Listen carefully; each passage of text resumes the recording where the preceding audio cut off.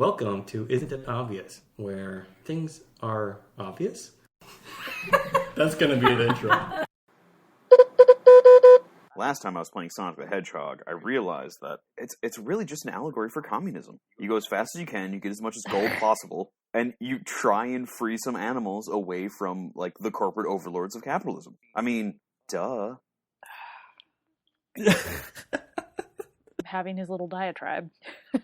How is me making up a humorous intro to... Also, welcome to Isn't It Obvious, everyone. But how is me making up a humorous intro a diatribe? Well, because first of all... Nothing about that. It sounded angry to me. It was a diatribe at all. It sounded angry to me. Apart from the fact that Sonic the Hedgehog is absolutely communist propaganda.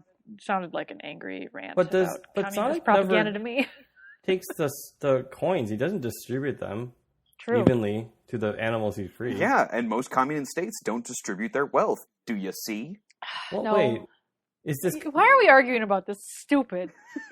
Get to your topic. Fuck Sonic. Get this Look, I spent shit many out of years here. of my life understanding this lore, and I'm willing to defend it for an obscene amount of time. But anyway. I'm not. So. Isn't it obvious that Sonic the Hedgehog is merely communist propaganda put forth by the Sega Entertainment? No, that's not the No, thank God, Jesus. I was This like, cold I opening can't. went on into our actual episode, so... Honestly, if that was your topic, I would have just been like, peace. And that would be the No, shortest you episode. have to contribute. You were contractually obligated to contribute. I will This is- contribute with continuing to sit and sip and drink. So. Well, I mean, that's and what then we I all don't do. have to participate.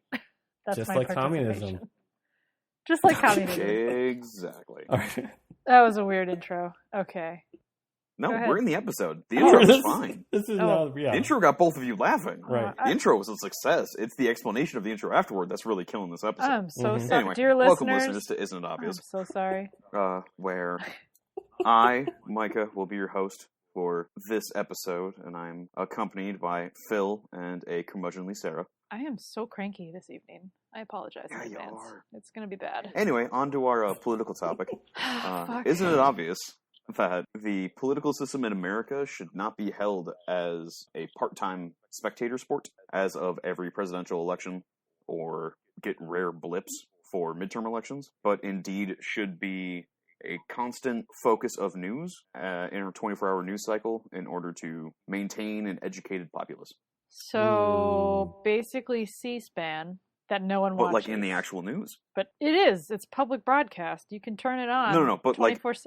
FCC, you have to have so much of your broadcast dedicated to what is happening at federal levels. And for local stations, you have to have so much of your news dedicated to what is happening at your state level. Okay, can I ask this question about, like, if I were to be a conservative kind of newscaster or someone who supports the conservative party, and you say something like, okay, all channels that are supposed to be news have to dedicate 2 hours of your time, honestly try to educate the people on subjects that matter. And let's say everyone is actually being non-corrupt about this. Like, everyone's really going to give this the good old college try. What's to prevent me from just spewing out radical propaganda? The reintroduction of the Fairness Doctrine that the FCC did away with in the Bush presidency, where you Okay, have to so- give equal time to both sides, regardless how crazy either side is.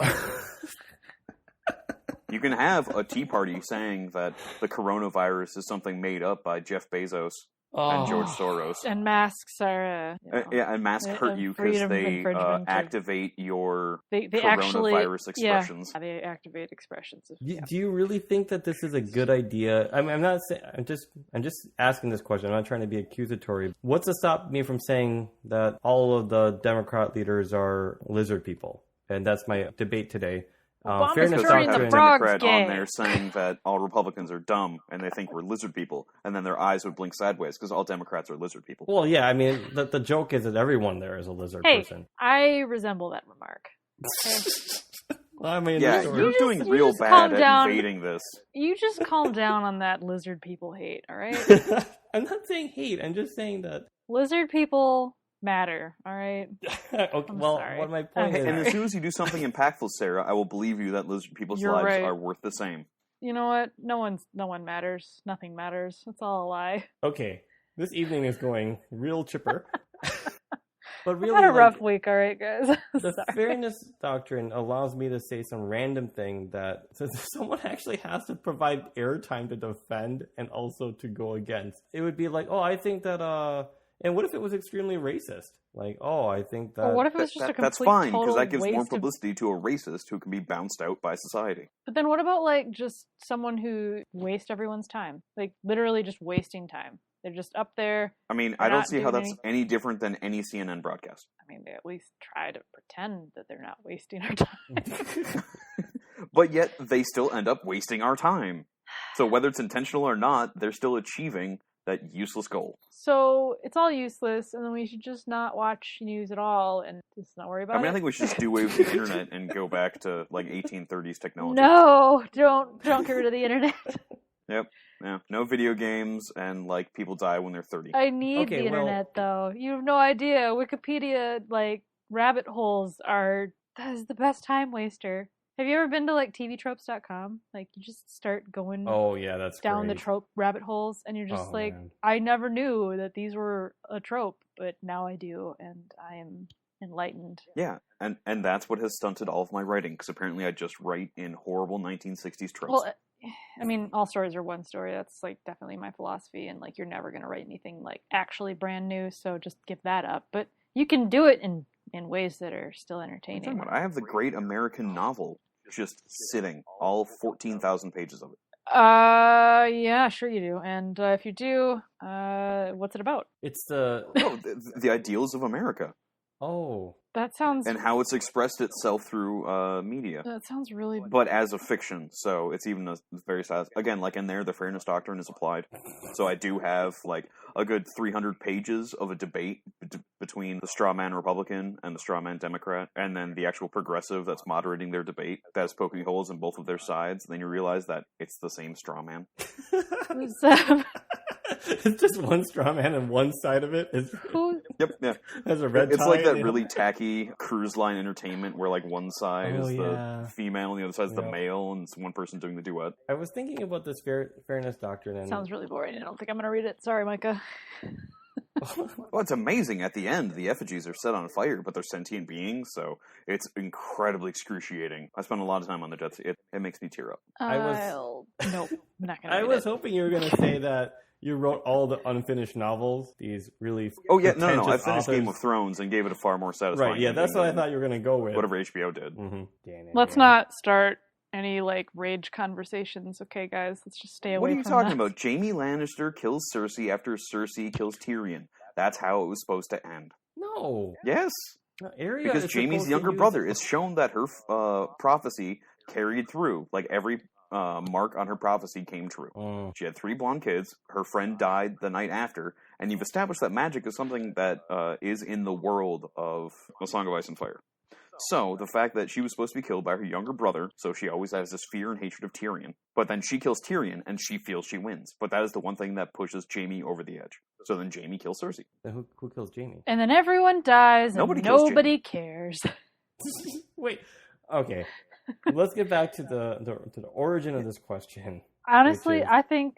Sorry. I was just one last comment on Martin. I think he just got bored of writing.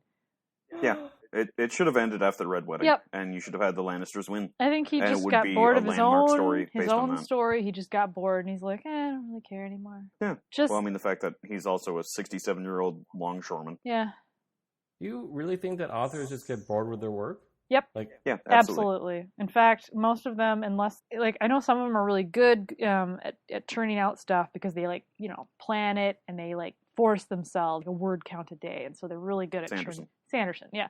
He's freaking progress bar on his website. He has a bar of, like, how far he is along in each story on his website. Seriously, check it out. I'm good at this. And then there's others who I'm not going to name because they just anger me so much. That Patrick Rothfuss trying to save the world. They're busy. They're so busy doing other things that it's clear that they have lost the love for their story, and, like, there's nothing, like, we as fans can do about it. So I've just freaking given up on those. Well, so I'm just... I would say this. Sorry to cut in front of you, Phil, but the Dark Tower series, which is meant to be the magnum opus for Stephen King, this giant 7-book mega epic, should have stopped at book 4. Is garbage after book 3. Oh, I was going to say it should have stopped after book 4, but yeah, book 3. That's fair. I thought... Because book 4 is the flashback, right? I can't remember. Or is that book 3? I don't know. It's been a really long time. I didn't finish the series, but Maybe I started book 4 and I was like, not a good ending. F Like this. book 6, Wolves of the Kala is garbage. I don't It is remember. nothing but just pop culture references. I think I got up to 5, maybe. You have Doctor Dooms riding around on wargs with lightsabers. I enjoyed the Lobstrosities in like the first. Yeah, no, the Gunslinger's a great Yeah, book. it was a great story. Like it started out really cool. Like I was totally down for it. Racism and bullshit and all, but it was interesting. And then it just sort of like falls flat after, I guess before. Yeah. Or 3. I really didn't like the Gunslinger. Well, you're wrong. even- No, I'm just kidding.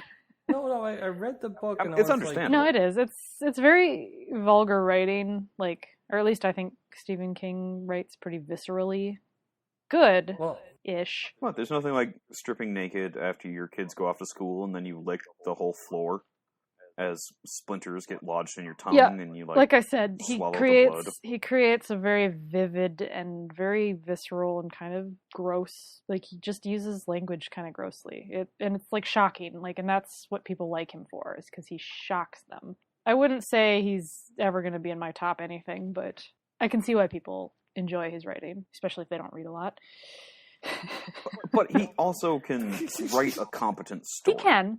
And he can which do not it. a lot of writers can actually do, even if they have a plethora of Ideas. books. Yeah, or books. Yep, no, fair. That's fair. He does at least have contained stories, and he does a lot of them, and he's able to churn those out pretty well. So. Mm-hmm. Just don't let him direct a film, because Maximum Overdrive was so bad. Oh God, so bad. Most of his films, or most of the books that they turned into films, weren't all that great.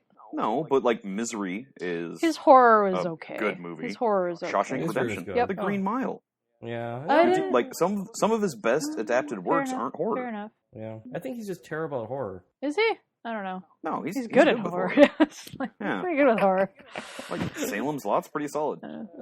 Maybe I'm just not a The fan. Shining, like Anyway, it's let's. one of the best we- films in we've- American filmography. We've Oh, yeah. Granted, it's God, Kubrick, we've but- gone down another Yeah, and that rabbit doesn't hole. matter because this shows why we need more media coverage of political discourse in this country. Because we were sidetracked from when the bat hit the ball on this topic because Pretty we don't want to much. discuss politics. You're right. It's Well, just yeah. that boring. We have attention spans of freaking toddlers these days. Yeah. Thank you. I mean, it'd be great if instead of going down the rabbit hole of authors and whether or not they're literary disappointments because of their lack of completion to their story. maybe we could actually. We could talk about Jim Jordan looking like a fool while he's trying to grill Anthony Fauci. No, you guys have just solved it. It's because the reason these authors can't finish a book is because their attention span is no better than ours. Okay, I have to get back to this. Like, I'm sorry, I okay, need we to can get go back to this, the serious discussion All right. that I was cut off on. All right, sorry. Okay. And that is, I don't think they're bored with their work. I think that authors. Oh, for fuck's sake, Phil. I gotta finish this off. Okay, okay. I think that the authors are too overwhelmed and stressed. You have someone who writes a good first book, and everyone wants a second one, and so he delivers the second one, and then now everyone wants the third, or something like this. And they just expect it to be this great thing, and they want to know what's going to happen, and it ends up being something, like The Last Jedi, or some really major disappointment, at least to me. But that's their fault as writers not to expect that more could be. It's not even so much of you should expect to get a second book and expect that your first book is going to be successful, that you do something. But there should be some point where when you finish your self-contained story, when you finish Star Wars, A New Hope, you should expect to have other things happen beyond that. The one thing that Lucas did was he made Star Wars not expecting other things to happen. The fact that it was commercially successful is why the rest of that trilogy was made. But Star Wars itself, A New Hope, is a self-contained story. But he wrote more beyond that added to the whole grand scheme of things. I agree, but I think that the reason why Lucas did more wasn't because, let's say that he was bored with Star Wars, and then he just had to do more because the fans expected it. I don't know, have you seen episode 1? That's kind of a garbage fire. It is. But I don't think he was bored. I think he just genuinely loved to make really kind of mediocre movies, if not dumpster fires, but hilarious goldmine for prequel memes. The authors that are like that I really want to see the next book, I think they're not bored of it and they'd rather do other things like play table tennis, conventions, Go on and video Critical games. Role as a Right. bit Starting their character. own podcast, starting their own YouTube Hey, don't channel. you besmirch podcasts, all right? This is Staying where we're going up to make at money. 4 a.m. Sure. playing on Twitch. No, I think they're actually just freaking out. Like, they just don't want to deliver because it's just this terrible curse on them. And then no matter what the person does, it's just never going to be enough to satisfy the rabid fans that want it. And he can't with live up that to in that mind, expectation. what is worse to you as an outcome? Not finishing your grand story or finishing it adequately? Are you talking about from the author's perspective? Like if you were writing it or as a fan? Yeah. Like what do you feel is a greater failure as an author? Where you release a phenomenal one book and you're going to end it in the second part. And the ending, it's kind of a soft ending. And it's just kind of a meh. I would rather never finish. I would rather never finish, but I would also never have published without... It depends. Like, okay, if I have published the first 2 books and they're waiting on a third, I would finish it because it's my duty to... Well, not duty, I guess. I would feel... Yeah, funny. Ha ha ha. Look at us toddlers. Anyway, it would be... I have put my work out on the public stage. I have signed a contract with publishers. I have made a loose promise to my fans that this story that I put out there is professional and it will be finished. If I was in that position, then I would finish it regardless. Like if it turned out crappy, I guess, then, well, tough. And then I would just not sell any books anymore. Just remember, the entire story... just being a dream is a perfectly adequate way to end a... And you know what? You can disappoint your fans, and that's fine. And then it'll be over and done with, and you have fulfilled your contract, and maybe someday you can write a correction and try again. But you kind of made a deal when you published it on the public stage. Now, if it's just a stupid fanfic, you have no obligation to finish that garbage heap. Like, you have no obligation. Like, yes, you started a story, and maybe you've got, like, thousands of fans emailing you and commenting every day, like, hey, are you still alive? And you're just like, I am, but I lost interest. I mean, I agree that the 50 Shades series should have stopped after 50 Shades of Grey, but, you know, gotta give the fans... But, no, it's different, because she wanted to write those stories, and she had the creative juices to keep going. Like, that's different. It's if you lose interest in a story... Interesting phrasing. Anyway. What is this, you freaking 2-year-olds? Anyway. It's fine. I'll have my moments. Well, my topic's gone down the drain. The best I can do is, you know, you're try right. and railroad you guys and yours. No, you're right. You're fair. You're railroading our railroading. God, we are... But what about The Burning White? Do you feel that The Burning White had an adequate ending, a good ending, or a bad ending? I thought it was good.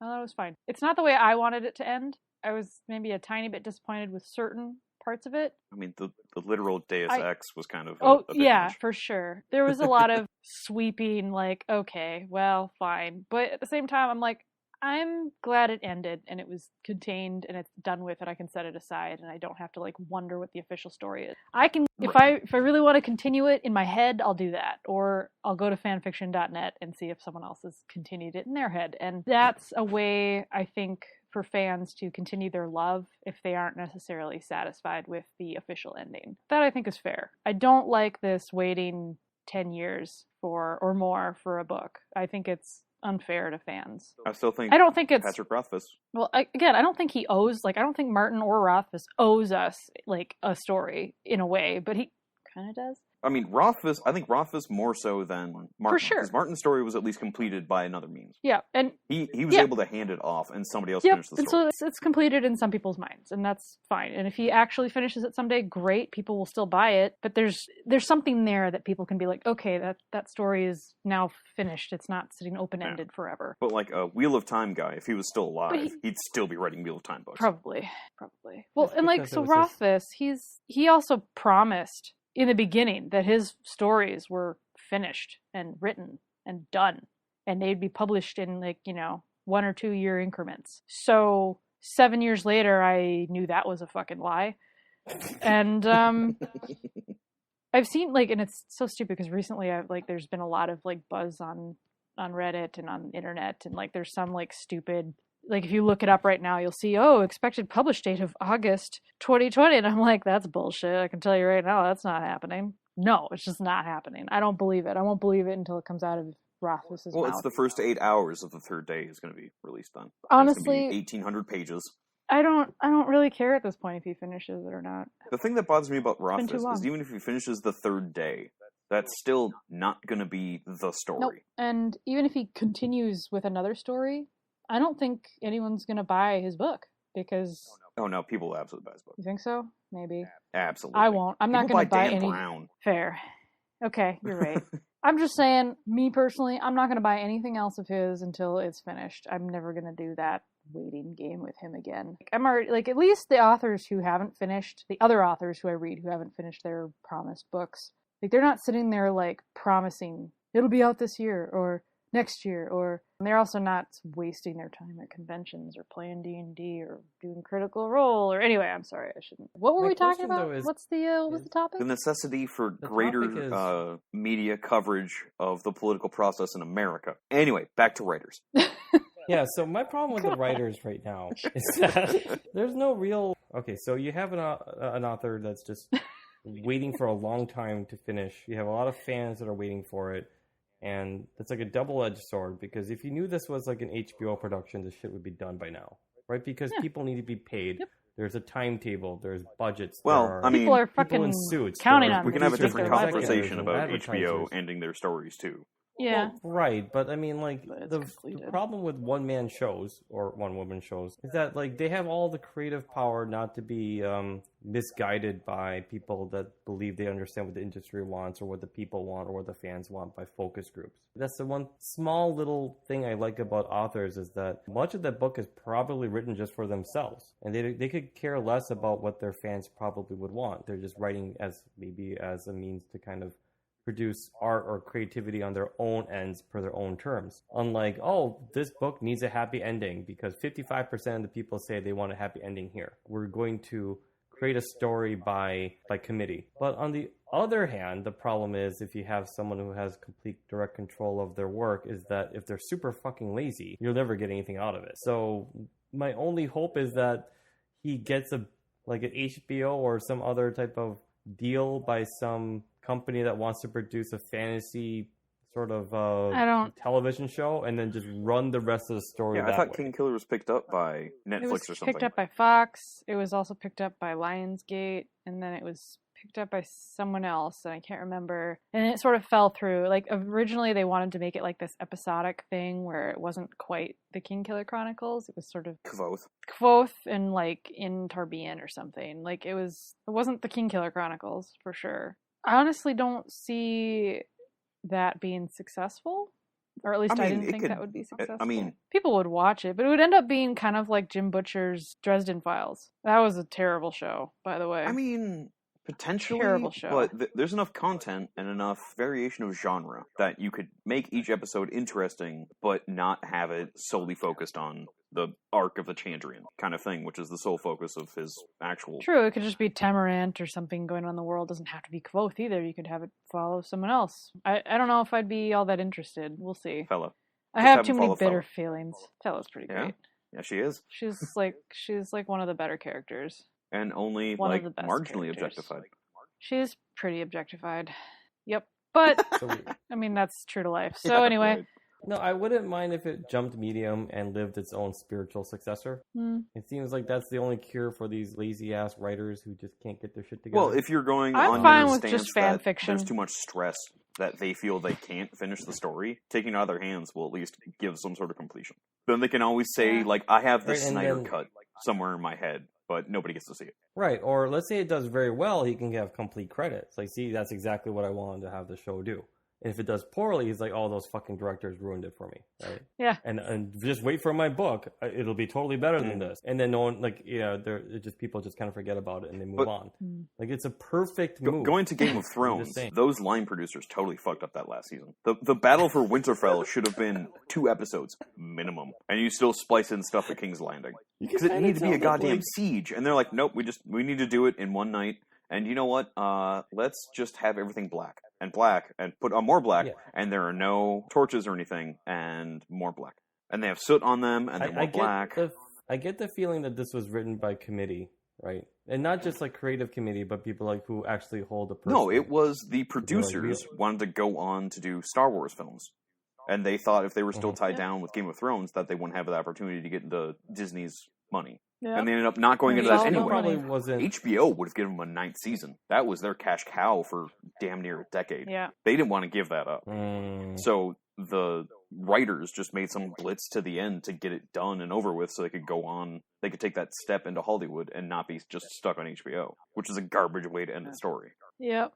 Also a shame, too, because it was such a well-done show before that. Yeah. I mean, like, even when they got off the source material, they at least were producing entertaining episodes that was going to a goal. But wasn't the idea that, like, the plot points were, like, kind of listed out by... Yeah, Martin... so I'm guessing the sacking of King's Landing was a thing that Martin was... Because the dragons were going to fucking win, because they're dragons. That's what they do.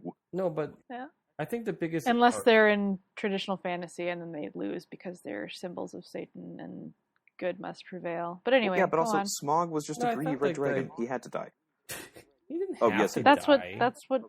That's traditional fantasy. That is the traditional fantasy story. Not if you go by dragons but with an E. All right, moving on. Aragorn. The thing I hated about the ending, which I think that most people hated about the ending, is that the ending was stupid, and that wasn't something the line producers had a choice in. It's not a stupid ending. It was how it was presented was stupid because they rushed to it. There's no time to breathe. You did not get Daenerys' animosity towards the town that should have been hers by a birthright, that was cast out because of a usurper. But yet now they're wanting grace and mercy on her because she has shown superior power. I'm going to agree with you up to 50%. It's 50% they didn't let her breathe, but 50% that the ending was also stupid. No, how was the ending stupid? So the dragon... Okay, so the main villain dies, right? And then the dragon looks at this situation, and instead of avenging the owner's death, the dragon's capable of understanding complex terms of power, struggle, different types of allegiances, and the Game of Thrones, like the throne itself, and decides to direct its power to destroy the throne, right? No, it was also because Jon Snow was a Targaryen. And Targaryens have fought against each other many times. Okay, and then to move forward, it's like, so you're going to teach this person a skill, right, to be able to change faces. You're going to expect that plot point to be kind of used at some point, that's how she right? Walder Frey. This shouldn't have been that way. Like these things that they did, like the things that I have the most criticism with, which I believe I'm not alone, is just either sloppily executed. Okay, I agree with you 50% there, but also incredibly stupid, which I think is what people dislike. If it was sloppily executed, it's like, but at least the ending was satisfying. It reminds me of if you were going to have an experience that 99% of it was good, like you're going to a spa. Right? Oh, wait, they make Bran King. Never mind, that was a really stupid ending. Okay.